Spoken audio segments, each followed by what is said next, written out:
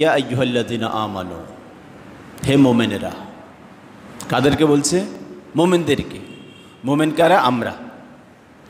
আমরা যারা আল্লাহতে বিশ্বাস, পরকালের প্রতি বিশ্বাস, রাসূলের আদর্শের প্রতি বিশ্বাস করছি, ওদেরকে মোমেন বলা হয়। সে মোমেনদেরকে খেতাব করে আল্লাহ বলছে, ইয়া আইয়ুহাল্লাযীনা আমানু, ওহে মোমেনেরা, ওহে ইমানদাররা, ওহে মোমেনেরা, ওহে বিশ্বাসীরা। ইন্নামাল খামরু, নিশ্চয়ই। ইন্না শব্দ অর্থ হল নিশ্চয়ই, অবশ্যই,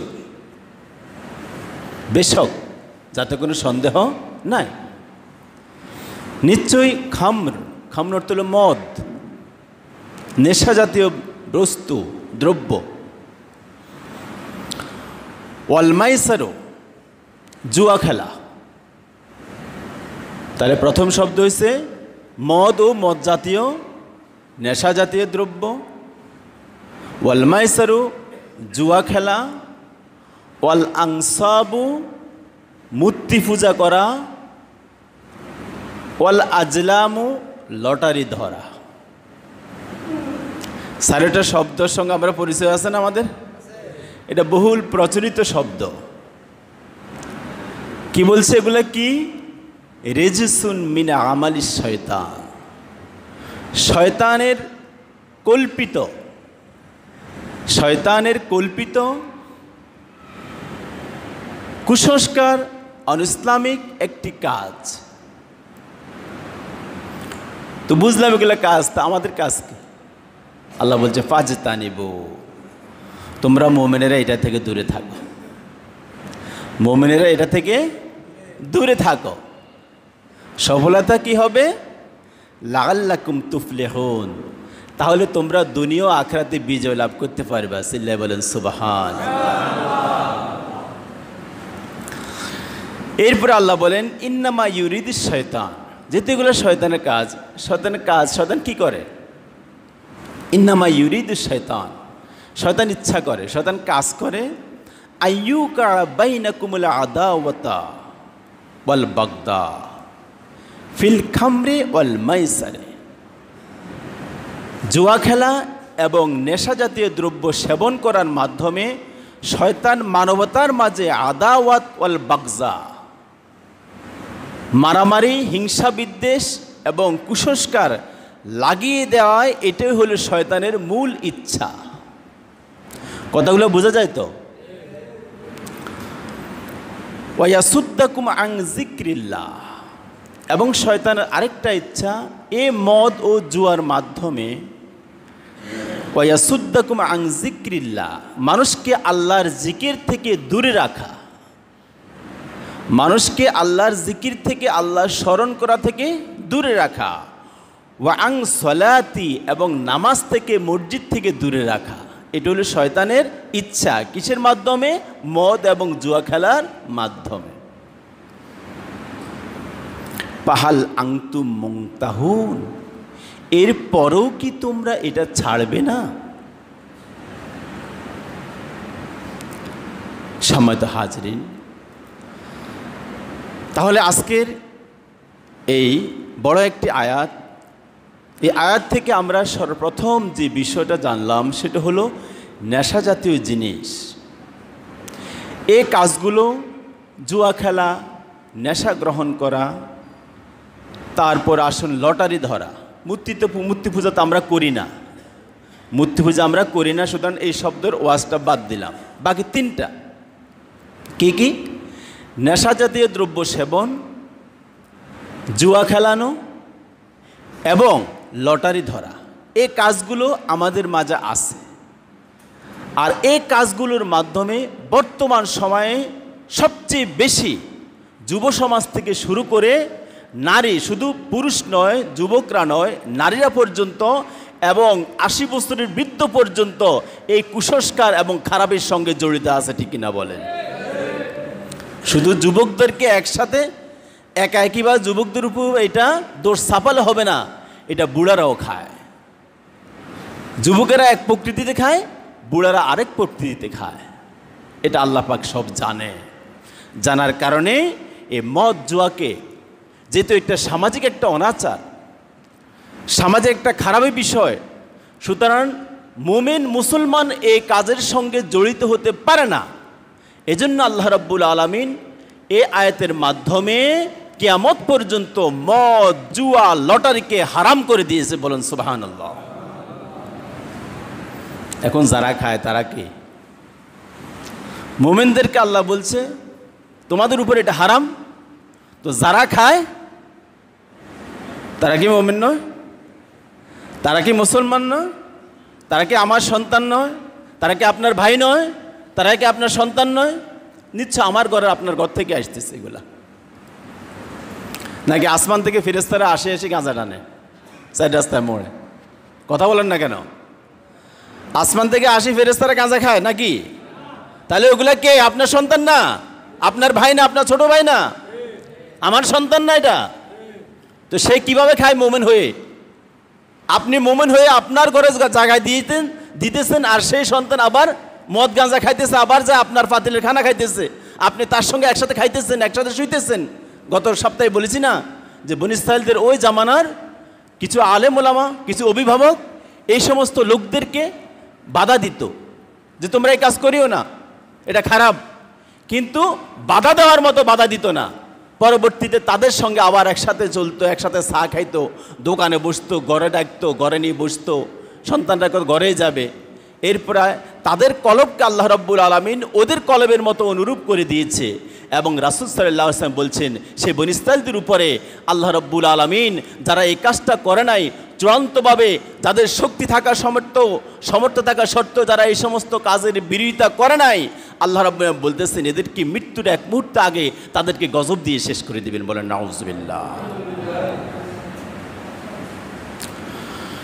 সম্মানিত উপস্থিতি, আল্লাহ রাব্বুল আলামিন ইসলামের যতগুলো আইন, ইসলামের যতগুলো হুকুমাত ফরজ করা হয়েছে, বিধান জারি করা হয়েছে, প্রত্যেকটা বিধান, প্রত্যেকটা কাজ মানবতার কল্যাণের জন্য। চিল্লাই বলেন সুবহানাল্লাহ। মানবতার কল্যাণের জন্য আল্লাহ রাব্বুল আলামিন প্রত্যেকটা আইন জারি করে দিয়েছে। এজন্যই যেহেতু মানবতার কল্যাণের জন্য কোরআন নাজিল হয়েছে, ১৬ লক্ষ পয়গম্বর পৃথিবীতে এসেছে, আল্লাহ রাব্বুল আলামিনের বিধান একটা একটা করে 4টা আসমানি কিতাব নাজিল হয়েছে, 100খানা সহিফা নাজিল হয়েছে। এত কিছুর পরও শয়তান কিভাবে কাজ করে? কেউ কথা বলেন না গা। ১৬ লক্ষ পয়গম্বর যেখানে কাজ করছে, যেখানে 4টা আসমানি কিতাব, 100খানা সহিফা আসছে, এত মেহনত করলো, আর শয়তান হলো একজন, বাকিরা ভালো পথে আছে অনেক। ওই ভালোদেরকে, ওই ভালো পথের অনুসারীদেরকে এক শয়তান কিভাবে কাবু করে? তাহলে বোঝা গেছে আমাদের কিসমত নষ্ট হয়ে গেছে, বোঝা গেছে আমাদের কিসমত নসিব নষ্ট হয়ে গেছে, অথবা কিয়ামত অতি কাছে চলে আসছে। কিয়ামত অতি কাছে চলে আসছে। কারণ আল্লাহ রাব্বুল আলামিনের নবী, শ্রেষ্ঠ নবী মুহাম্মদুর রাসূলুল্লাহ সাল্লাল্লাহু আলাইহি ওয়াসাল্লাম ইরশাদ করেছেন, আন আনাস রাদিয়াল্লাহু তাআলা আনহু قال قال رسول الله صلى الله عليه وسلم ان من اشراط الساعه ان يرفع العلم ويثبت الجهل ويشرب الخمر ويظهر الزنا। বিশ্বনবী ইরশাদ করেছেন, 4টি কাজ যখন তোমরা সমাজের মাঝে অহরত হতে দেখবে, তখন তোমরা বুঝে নেবে কিয়ামত অত্যন্ত নিকটে চলে এসেছে, কিয়ামত অত্যন্ত কাছে চলে এসেছে। সাহাবায়ে কেরাম বলল, ইয়া রাসূলুল্লাহ, সে 4টি কাজ কি? নবী বললেন, 1 নাম্বার হলো আইয়ার ফাল এলেম, জ্ঞান উঠে যাবে, জ্ঞানীগণ চলে যাবে, মূর্খরা রাজত্ব করবে, মূর্খরা বিচার করবে। বলেন নাউযুবিল্লাহ। আলেম ওলামার কাছে কোনো বিচার আসবে না। হাইকোর্ট, সুপ্রিম কোর্টে কোরআন হাদিসের জ্ঞান যাদের মাঝে নাই, তারা বড় বড় বিচারক হয়ে যাবে, তারা বড় বড় জাস্টিস হবে, বিচারক হবে, হাকিম হবে। আল্লাহ রাসূল বলছে, তখন তোমরা মনে করবা কিয়ামত অত্যন্ত নিকটে চলে এসেছে। এজন্য সমাজে সুবিচার পাবেন না। রাষ্ট্রে সুবিচার পাবেন না, যে যেমনে পাবে সে অমনি চালাবে সমাজ রাষ্ট্র। দ্বিতীয় নম্বর হল ওয়াজবুতাল জাহাল, মূর্খতা যখন ছড়িয়ে পড়বে, মূর্খতা ছড়িয়ে পড়বে অর্থাৎ মানুষের মাঝে কোরআন ও হাদিসের জ্ঞান থাকবে না, আসমানি এলেম থাকবে না, নবুয়তের এলেম থাকবে না। যার হৃদয়ে নবুয়তের এলেম নাই সে যদি ডক্টর হয়, ডাক্তার হয়, সে একজন মূর্খ। কারো মনে কষ্ট গিয়েছে কথাটা বলছি? তার কারণ হলো আবু জেহেল, উতবা, সাইবা তারা তখনকার জীবনে সবচেয়ে বড় পণ্ডিত ছিল, মহাজ্ঞানী ছিল, বৈজ্ঞানিক ছিল। কিন্তু সে আবুল হেকেম, তাকে বলা হতো আবুল হেকেম, জ্ঞানীদের বাবা। ওরে বাপরে বাপ, কত বড় জ্ঞানী ছিল আবু জাহিল্লা। যেহেতু তার মাঝে সেই কোরআনকে অ্যাকসেপ্ট করে নাই, রাসূলের আদর্শকে গ্রহণ করে নাই, এজন্য কিয়ামত পর্যন্ত ইসলামের ইতিহাস এবং কোরআন হাদিস তার নামের আগে ছোট্ট একটা শব্দ ঢুকাই দিয়েছে, আবু জেহেল। তার আসল নাম হচ্ছে আবুল হেকেম, মহাবৈজ্ঞানিক, আর ইসলাম বলতেছে আবু জেহেল, মূর্খের বাবা। এজন্য যারা স্কুল, কলেজ, ভার্সিটিতে লেখাপড়া করতেছে তাদের লেখাপড়ার পাশাপাশি কোরআন অধ্যয়ন করতে হবে, হাদিস অধ্যয়ন করতে হবে, কোরআন হাদিসের সিলেবাস তার জীবনে নিতে হবে। তাহলে তার জীবনটা সোনায় সোহাগা হয়ে যাবে। তাহলে যখন মূর্খতা প্রচার প্রসার হয়ে যাবে, ওয়ায়াশরাবুল খামর, নেশা জাতীয় দ্রব্য শহর থেকে আস্তে আস্তে গ্রাম পর্যন্ত, গ্রাম থেকে আস্তে আস্তে চার রাস্তার সিবা সাবাই দোকানপাটে সব জায়গায় চলে আসবে। ওয়ায়াশরাবুল খামর, মানুষ অবাধে মদ খাইবে, অবাধে গাঁজা খাইবে, বাবা খাইবে। এখন চলে কিনা এগুলা বলেন? আছে কিনা এগুলাম? যখন এই কাজটা হতে দেখবে তুমি, ওয়াজহারুজ জিনা, এবং জিনা, বেবিচার, নষ্টামি সমাজে বেশি বেশি চলবে। আছে কিনা এখন? সমাজের চার রাস্তার মোড়ে, স্কুল কলেজের মাঠে, স্কুল কলেজের বারান্দায়, এবং কি প্রত্যেকটা স্থানে স্থানে যেখানে একটা সুন্দরী মেয়ে দেখে ওইখানটা 7-8টা যুবক একসাথ হয়ে জড়ো হয়, ঠিক কিনা? আমরা আগের কালে দেখেছি, ভাদ্র মাসের অবস্থা তো জানেন, একটা কুকুরনি যখন দৌড়ে 4-5টা পুরুষ কুকুর যখন দেখলো ওইখানে একটা মহিলা কুকুর, 5টা-7টা কুকুর যায় তাকে ভালোবাসার ফুল গিফট করে, ঠিক কিনা? ভাদ্র মাসে ভালোবাসার ফুল গিফট করে। আর বর্তমান সময়ে একটা সুন্দরী মেয়ে, সমাজে ভালো কোনো মেয়ে ভালো থাকতে পারে না, ঘর থেকে বের হতে পারে না, ওই পাগলা কুকুরের মতো কয়েকটা 6-7টা ছেলে তাকে ডিস্টার্ব করতে শুরু করে, ঠিক কিনা বলেন? নবীজি বলেছে, যখন এই কাজগুলো তুমি সমাজে হতে দেখবে তখন মনে করবা কিয়ামত অত্যন্ত কাছে চলে আসছে। নচেত মুসলমানের মেয়ে, মুসলমানের ছেলে কিভাবে বিবাহ করবে? একজন অপরজনকে ইফটিজিং করবে। কেন করবে? ওই মেয়েটা তো বোরকা পরে সুন্দর করে বের হচ্ছে, তুমি তাকে ইফটিজিং করো কেন? সম্মানিত হাজরিন, এজন্যই আল্লাহ রাব্বুল আলামিন এই আয়াতের মাধ্যমে নেশা জাতীয় দ্রব্যগুলোকে আল্লাহ কিয়ামত পর্যন্ত হারাম করে দিয়েছে। যেহেতু নেশা খাইলে মানুষ তখন আর তার হিতাহিত জ্ঞান থাকে না, সে যে কোনো খারাপ কাজ তার দ্বারা হয়ে যায়, সে করতে পারে। আল্লাহ রাব্বুল আলামিন এই জন্য কোরআনে ফাঁকে ধাপে ধাপে ধাপে ধাপে এই নেশা জাতীয় জিনিসকে হারাম করেছে। আমি এই আলোচনাটা কয়েকবার করেছি, কয়েকবার হয়েছে আলোচনাটা। আরব সমাজের মাঝে যখন মানুষ মদ গাঁজা নিয়ে ব্যস্ত থাকতো, ওই সময় আমার গাঁজা গুঁজা বাবা টাবা ছিল না, ওই সময় মদ ছিল। তো মদগুলা তারা কি করতো, তারা ফলের রস দিয়ে মদ খাইতো। ফলের রসকে পচায় মদ খাইলে গায়ে একটু শক্তি আসেও, প্রচুর শক্তি হয়। আর বাঙালিরা বাত ফসায় খায়, বাতেরও ফসায়, গাঁজা বানায়, বানায়, মদ বানায় খায়। এখন মদটদ খাওয়ার সময় নাই, কি করে? এখন গাঁজা খায়। কথা ঠিক না? কথা ঠিক। এখন এগুলা সমাজ থেকে দূর করতে হলে আপনি একটা ছেলেকে যদি বলেন সে গাঁজা খাইতে খাইতে তার অভ্যাস হয়ে গেছে, অভ্যস্ত হয়ে গেছে, তাকে যদি বলেন এই বেটা গাঁজা খাইস না তাহলে জাহান্নামে যাইবে, কইব জাহান্নাম কত নম্বর জাহান্নামে যাবো, হয় দরকার হলে হিয়ারে যাবো তো গাঁজা খামো, কত নম্বর জাহান্নামে যাবো, প্রয়োজনে জাহান্নামে যাবো তারপরে গাঁজা খামো। তার কারণ সে এমন অভ্যাস হয়েছে এটা ফিরানো সম্ভব নয়।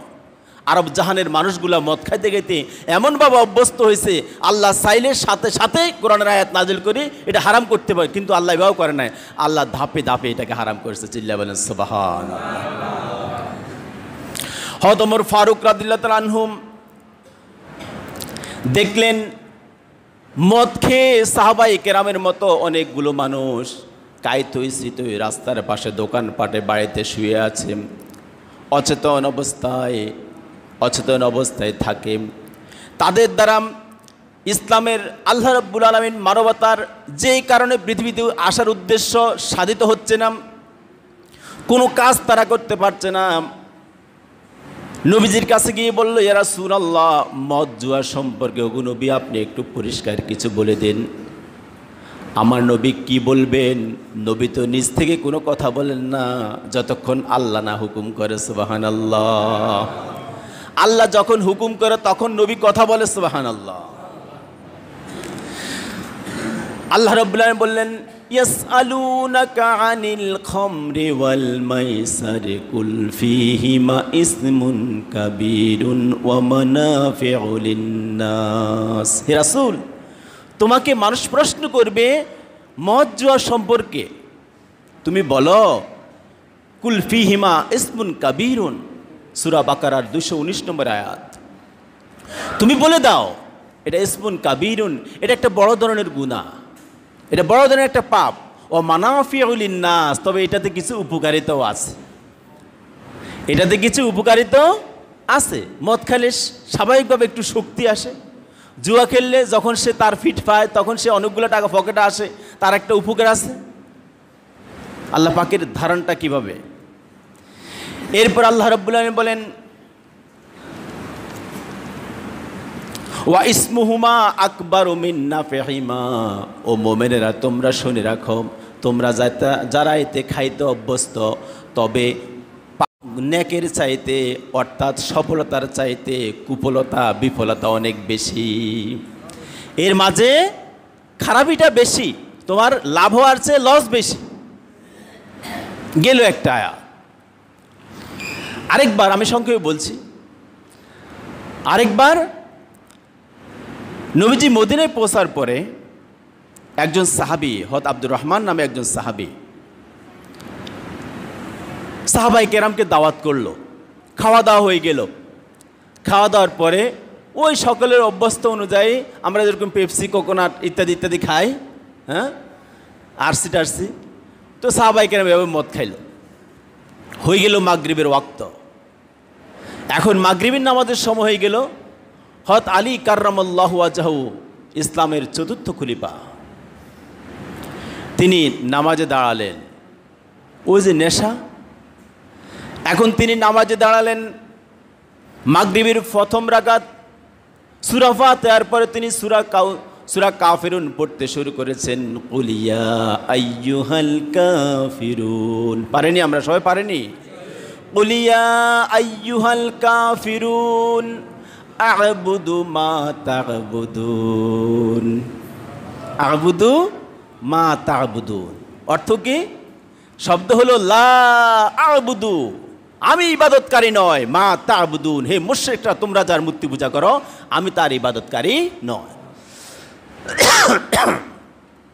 এখন আলী নেশার তাড়নায় সে লা শব্দ বাদ দিয়ে যত লা আছে সব লা বাদ হয়ে গেছে। বাদ হয়ে এখন বলতেছে আ'বুদু মা তা'বুদুন, ও মুশরিকরা, আবু জেহেল, উতবা, সাইবা, তোমরা যে মূর্তি পূজা করো আমি সেই মূর্তি পূজা করি। বলেন নাউযুবিল্লাহ। সাহাবায়ে কেরাম নামাজ শেষ করলো। আলী তুমি কি করলাম? বললো আমি কি পড়েছি আমি জানি না। দৌড় দিয়ে বিশ্বনবীর দরবারে চলে গেল। নবীজির দরবারে গিয়ে আপিল করল, ইয়া রাসূলুল্লাহ, মদ জুয়া সম্পর্কে আমাদেরকে আরেকটু পরিষ্কার করে বলে দিন। এবার আয়াত নাজিল হয়ে গেল, লা তাকরাবুস সালাত ওয়া আনতুম সুকারা। লা তাকরাবুস সালাত ওয়া আনতুম সুকারা, যখন তোমরা নামাজে থাকবা, তোমরা যখন নেশাগ্রস্ত অবস্থা থাকবা, থাকতো নামাজ পড়বা, নামাজের নিকটেও তোমরা যাইও না। দ্বিতীয় আয়াত, দ্বিতীয় আইন জারি হয়ে গেল। যখন তোমরা নেশা অবস্থা থাকবা তখন নামাজ পড়বা তো থাক দূর কথা, নামাজের কাছেও যাইও না। জ্ঞান বৃদ্ধ, বয়স বৃদ্ধ, আকলবান সাহাবায়ে কেরাম যারা ছিল তারা বুঝে ফেলল নিশ্চয়ই ধাপে ধাপে মনে হয় এই জিনিসটা হারাম হয়ে যাবে। আর যে কাজের মাধ্যমে নামাজে যাওয়া আল্লাহ পাক নিষেধ করেছেন ওই কাজটা তো মুমিন দ্বারা হওয়া কখনো সম্ভব নয়। সাহাবায়ে কেরামের অধিকাংশ সেদিনে মদ খাওয়া নিজের উপরে হারাম করে নিয়েছে। সুবহানাল্লাহ। এবার আরেকটা দাওয়াতে সবাই দাওয়াত খাইলো। ওইখানে হযরত সাদ বিন আবি ওয়াক্কাস, যিনি দুনিয়া থাকতে বেহেশতে শুভ সংবাদ পাইছে, সুবহানাল্লাহ, দুনিয়া থাকতে বেহেশতের সার্টিফিকেট আল্লাহ রাসূলতে নিছে, সুবহানাল্লাহ। কয়জন? 10 জন। এরপর আরও অনেকে আছে। ওই উপস্থিত একদিন জুমার মসজিদে আল্লাহ রাসূল বলছে আবু বকর, ওমর, উসমান, আলী, তারপরে হযরত সাদ বিন আবি ওয়াক্কাস, আব্দুর রহমান ইবনে আউফ, হযরত যায়েদ বিন সাবিত, এভাবে 10 জনের নাম নবীজি ঘোষণা করেছেন। কেন করেছেন এটা আরেকদিন আলোচনা করব, যে তোমরা সকলে জান্নাতি। সুবহানাল্লাহ, আল্লাহু আকবার। এবার সামনে বসে আছে নবী বাসি বাসি, তুমি জান্নাতি, তুমি জান্নাতি, তুমি জান্নাতি, তুমি জান্নাতি, সার্টিফিকেট দিয়ে দিস। তাদের মধ্যে একজন হল সাদ বিন আবি ওয়াক্কাস, তিনিও মদ খায়। আনসার এবং মুহাজির দুইটা গ্রুপ। এবার আনসাররা দাঁড়ায় কবিতা পড়তেছে, মুহাজিররা দাঁড়ায় কবিতা পড়তেছে। আনসাররা মুহাজিরদেরকে গাইল করে কবিতা বলে, মুহাজিররা আনসারদেরকে গাইল করে করে কবিতার পংক্তিগুলা বলতেছে। পরস্পরের মাঝে একটা হিংসা কলহ সৃষ্টি হয়ে গেলে মারামারি শুরু হয়েছে। হযরত সাদ বিন আবি ওয়াক্কাস একটা হাড় ছিল, ওই যে ছাগল খাইছে, ছাগলের গোস্ত, হাড়টা মেরে দিয়েছে মুহাজির একজনের দিকে, সাথে তার মাথাটা ফেটে গেল। অবস্থা বেকুল অবস্থা দেখে এবার দৌড় দিল সবাই নবীজির কাছে, যেহেতু ফায়সালা করে দিবে কে? বিশ্বনবী মুহাম্মদ সাল্লাল্লাহু আলাইহি সাল্লাম। অর্থাৎ যে কোনো বিচার, যে কোনো ফায়সালাতে, যে কোনো অন্যায়, সমাজের যে কোনো কাজে বিচার করবে কে? মহানবী মুহাম্মদ রাসূলুল্লাহ সাল্লাল্লাহু আলাইহি সাল্লাম। বর্তমান সময়ে নবী নাই, এখন করবে কে? ওলামায়ে কেরাম বিচার করবে। যার কাছে কোরআন ও হাদিসের জ্ঞান আছে তার কাছে সঠিক বিচার আছে, জনগণ শান্তি পাবে। এজন্য এরকম লোক দেখে দেখে সুপ্রিম কোর্ট, হাইকোর্ট, তারপরে মন্ত্রণালয়, তারপরে আপনার বঙ্গভবন, সচিবালয়, সব জায়গায় লোক ফিট করতে হবে। যে সকল লোক আলেম, যে সকল লোকের মাঝে কোরআন ও হাদিসের জ্ঞান আছে, ওই সকল লোক, নচেত এই জাতির ভাগ্যে দুর্ভাগা আছে। কারণ সঠিক বিচার কোথাও পাবে না। দৌড় দিল নবীজির কাছে। নবীজি বিচার করলেন। নবীজি আকাশের দিকে তাকাই আছেন। আল্লাহ রাব্বুল আলামিন জিবরাইলের মাধ্যমে চূড়ান্ত ফায়সালা, চূড়ান্ত বিধান নাজিল করল। মদ এবং জুয়া সম্পর্কে চূড়ান্ত বিধান। ইয়া আইয়ুহাল্লাযীনা আমানু ইন্নামাল খামরু ওয়াল মাইসারু ওয়াল আজলামু ওয়াল আনসাব রিজসুম মিন আমালিশ শাইতান ফাজতানিবুহু লাআল্লাকুম তুফলিহুন। ও বিশ্বাসী বান্দারা, ও মুমিনেরা, তোমরা যারা মদ ও জুয়া সম্পর্কে বারবার প্রশ্ন করেছো, বারবার ক্ষতবিক্ষত হয়েছ, সমস্যায় ভুগছ, তোমরা শুনে নাও, আজকের এই মুহূর্ত থেকে কিয়ামত পর্যন্ত আমার এই নবীর যত উম্মত পৃথিবীতে আসবে, আমার যত বান্দা আসবে, তাদের উপর 60টা জিনিস কিয়ামত পর্যন্ত হারাম করে দিলাম। সুবহানাল্লাহ। একটা হলো মদ, নেশা জাতীয় জিনিস তোমাদের উপর হারাম করা হলো। 2 নম্বর হলো জুয়া খেলা তোমাদের উপরে হারাম করা হলো। 3 নম্বর হলো মূর্তি পূজা তোমাদের উপরে হারাম করা হলো। 4 নম্বর হলো লটারি ধরা তোমাদের উপরে কিয়ামত পর্যন্ত হারাম করে দেওয়া হলো। সুবহানাল্লাহ। বিধান জারি হয়ে গেল। সেই বিধান জারি হওয়ার পরে আর কি এটা খাওয়া চলে? আর কি খাওয়া চলে? নাম সলিমুদ্দিন, কাম যদি হয় রবীন্দ্রনাথ ঠাকুরের, কিরকম হবে? নাম হলো আব্দুল্লাহ, কাজ হলো দেবনদাস চক্রবর্তীর নামে, তাহলে কি সে আর মোমেন থাকতে পারে? তার মোমেনের নাম যেভাবে হবে কামও তো সেটা হতে হবে। এখন আসুন, নেশা জাতীয় জিনিস কিছু আছে বড় ভাই, কিছু আছে ছোট ভাই, আসেনি? আসেনি? হ্যাঁ, ছোট প্রকৃতির নেশা জাতীয় জিনিস আছে, বড় প্রকৃতির নেশা জাতীয় জিনিস আছে। আলোচনা কিন্তু 1 ঘন্টার, আমি কিন্তু সংক্ষেপ কথা শেষ করে দিচ্ছি, আমার সময় শেষ। সর্বশেষ কথা হলো এই বিষয়ের আলোচনা হবে না, যেহেতু মুহররম মাস আমাদের শেষ। প্রিয় হাজরিন, এই নেশা জাতীয় জিনিসের মাঝে ছোট আছে, বড় আছে, ধাপে ধাপে অনেকগুলো কাজ আছে। যতগুলো নেশা জাতীয় জিনিস আছে আল্লাহ রাসূলের, এবার নবীজির হাদিস, বুখারীর রেওয়ায়েত, মুসলিমের রেওয়ায়েত, তিরমিজির রেওয়ায়েত, আবু দাউদ মিশকাতের রেওয়ায়েত, নবীজি বলেছে কুল্লু মুস্কিরিন হারামুন, কুল্লু মুস্কিরিন হারামুন, কুল্লু মুস্কিরিন হারামিন। যেই জিনিস খাইলে তোমাকে নেশা ধরে, তোমাকে পাগলামি করতে মন চায়, তুমি নেশাগ্রস্ত হয়ে যাও, একটু মাতাল মাতাল ভাব থাকে, মাথাটা চক্কর দেয়, ওই সকল জিনিস কিয়ামত পর্যন্ত হারাম করা হলো। কুল্লু মুস্কিরিন হারামুন, এটা হারাম। এবং নবীজি বলেছে যে লা ইয়াদখুলুল জান্নাতা ওয়ালা মুদমিনুল খামার, যে ব্যক্তি মদ খায়, নেশা জাতীয় জিনিস খায়, সে কখনো সে জান্নাতে যাবে না। এবার তাহলে কে কে খাবেন? এবার হাত তোলেন। নেশা জাতীয় জিনিস কে কে খাবেন? একটু হাত তোলেন। কেউ নাই? আল্লাহ পাক আমাদেরকে কবুল করে বলেন আমিন। এবার ছোট একটা কথা, সেটা হলো নেশা জাতীয় জিনিসের ছোট ছোট জিনিস আছে। সেটা হলো কি, যেমন কি আপনি বিড়ি সিগারেট খান, এখান থেকে বাইরে আবার হুজুরের বদনাম করিয়েন না। যারা বিড়ি সিগারেট খায়, বিড়ি খায়, এই নেশা জাতীয় জিনিসের এটা ছোট ভাই। এখান থেকে শুরু হয়, এখান থেকে খাওয়া শুরু হয়, এবং বিড়ি খাওয়া কিয়ামত পর্যন্ত হারাম। আজকের এখান থেকে শুনে যান। সেটা হলো কিভাবে? বিড়ির প্যাকেটের গায়ে লেখা আসেনি যে ধূমপান বিষপান, আগে আসছিল ধূমপান স্বাস্থ্যের জন্য ক্ষতিকর, এরপরে লিখছে ধূমপান বিষপান, এরপরে লিখছে ধূমপান আপনার এই ক্যান্সার রোগের ঝুঁকি, এরপরে লিখছে ধূমপান তার জীবনের জন্য ঝুঁকি, এবং অনেকগুলো কথা লেখা থাকে না? লেখা থাকে। আপনি দেখেন যেখানে লেখা আছে ধূমপান আপনার ক্যান্সারের জন্য ঝুঁকি, ধূমপান আপনার ফুসফুসকে নষ্ট করে দেবে, আপনি দেখার পর খাইছেন, আত্মহত্যা করা কি বলেন? এটা জায়েজ আছে? কেন একটু কথা জোরে বলতে হবে। আত্মহত্যা কি জায়েজ আছে? আত্মহত্যা জায়েজ দেয় মানে এটা হারাম, মহাপাপ। পাপ মহাপাপ, বেশ কম আছে। সাগর মহাসাগর, দেশ মহাদেশ, অনেকগুলো দেশ একসাথে হলে মহাদেশ হয়, অনেকগুলো সাগর একসাথে হলেও মহাসাগর হয়, অনেকগুলো পাপ একসাথে হলে একটা মহাপাপ হয়। সুতরাং পাপের ক্ষমা আছে, মহাপাপের ক্ষমা নাই। দেখুন, আপনি জানেন যে বিড়ি খাওয়ার পরে এটা ক্যান্সারের ঝুঁকি আছে, অর্থাৎ আপনি একটা মরণভেদী, আপনি ইচ্ছা করে সেবন করার পরে আপনার একটা মরণভেদী হতে পারে, এই মরণভেদীর দ্বারা আপনার মৃত্যু হতে পারে।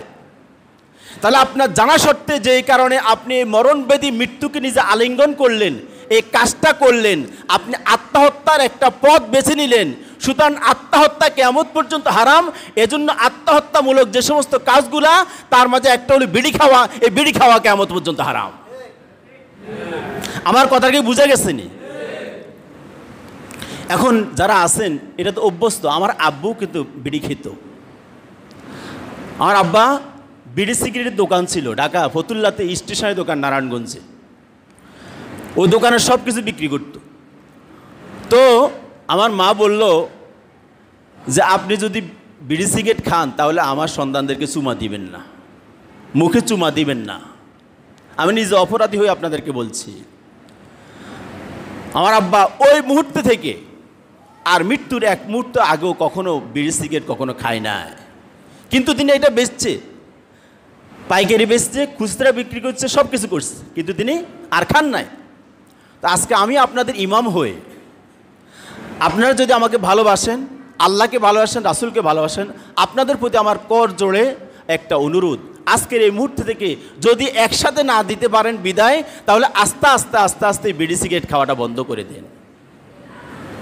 পারবেন তো ইনশাল্লাহ? ইনশাল্লাহ পারবো তো আমরা? যদি আমি আবু বকর উমরের মতো না হতে পারে, আবু বকর উমর জীবনেও মদ খায় নাই। তারা চিন্তা করছে যে জিনিস খারাপ এই জিনিস কখনো খাবো না, রাসূল কখনো খায় নাই, অন্যান্য সাহাবীরা কিছু কিছু খাইছে। তো আমি আপনাদের কাছে অনুরোধ করব, আস্তে আস্তে আমরা এই বিষয়টা আস্তে আস্তে আমরা দূর করে দিব। আর আমাদের যে সকল সন্তান এই সমস্ত নেশা জাতীয় দ্রব্যের সঙ্গে যারা জড়িত আছে, তাদেরকে আমরা হাতছানি দিয়ে বুঝাই, পরামর্শ দিয়ে যেমন হোক এই কাজ থেকে দূরে আনতে হবে। যেহেতু যে ব্যক্তি নেশা জাতীয় জিনিস খায় সে কখনো মোমেন থাকতে পারে না, আর মোমেন যদি না থাকে তার উপরে জান্নাত হারাম, তার উপরে জান্নাত হারাম, সেই পরকালে জান্নাতে যাবে না। আল্লাহ পাক আমাদেরকে হেফাজত করুক, আমাদের আজকের আলোচনা কবুল করুক। ওমা আলাইনা ইল্লাল বালাগ। আসসালামু আলাইকুম ওয়া রাহমাতুল্লাহ।